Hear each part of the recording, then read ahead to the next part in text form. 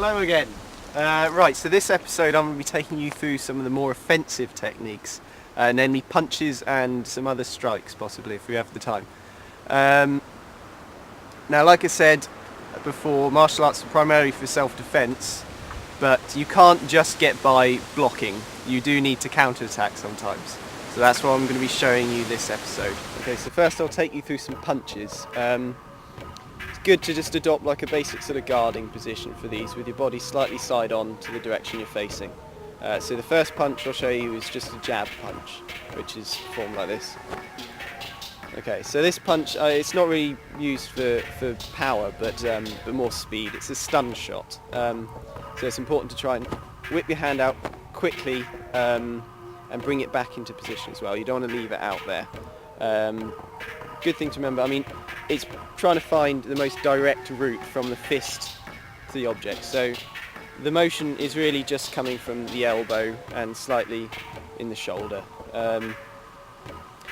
Always important to remember with a punch is to punch with the first two knuckles. The reason for this is the second two knuckles aren't as sturdy and you can damage your hand. So the jab punch, straight out like that and bring it back as quickly as you can. From that, the natural follow-on from that will be the basic, would be a straight punch. So from the jab, you come through and throw out a straight punch with the reverse hand. Again, punching with the first two knuckles. Always try and remember to keep the hand flat. So you want to have the top of your hand in line with your arm. This helps to keep all the bones in alignment and make sure that you don't damage your wrist. So that punch comes from like that. This is a bit more movement. This is more for power than speed. So the power wants to come from your body first, not just your arm. So you throw your body forward, keep your arm chambered like that, and then let the motion follow through with your arm as it extends. Also remember, when you're throwing a punch, try not to let your elbow lock.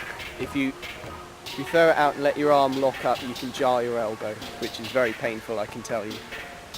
So just to show you those two punches in conjunction, you start with a jab, straight punch. Alright, so the next punch I'll show you is the hook punch. This is a favourite of boxers, but is also used in martial arts as well, as it's a useful technique. This is performed, I'll show it to you from the front hand, as this is probably the most useful way of using it. You come across like that. So as you can tell, the punch comes across your body and it will be aimed probably to the side of the head or the temple. Again, always remember you're punching with the first two knuckles, and keep your wrist and your arm in alignment. Important to remember, to get the most effective use of this technique, keep your elbow at the same height as your hand. If you have your elbow lower, you're not going to have the same amount of power. So you want to have your whole arm at the same level, throwing the weight through with it. So just to show you again, works like that. Again, try and get a real whip with your shoulder. There's a lot more shoulder motion with this one. You always want to keep your elbow pretty much at a fixed position. So keep your arm, the bottom end and the top end of your arm at about a 90-degree angle to each other. So the power's coming through the shoulder. So whipping it across your body like that. Okay, the final punch I'm going to show you is the uppercut. Again, another boxing favourite, but these are all useful techniques, which is why they're also employed in sports like boxing. The uppercut is similar in principle to the cross punch, to the hook punch, in that most of the motion is coming from the shoulder. So just to show you the uppercut, it's like that. Okay, so those are the punches. I'll now show you a couple of strikes. The first one I'll show you is the classic karate chop, or inward knife hand strike to give it its proper name. So this comes in like that. The attack is coming on an arc, a downward angle, and will generally be aimed in towards the side of the neck. This is a very effective technique. Striking to the side of the neck will cause a real shock to your opponent.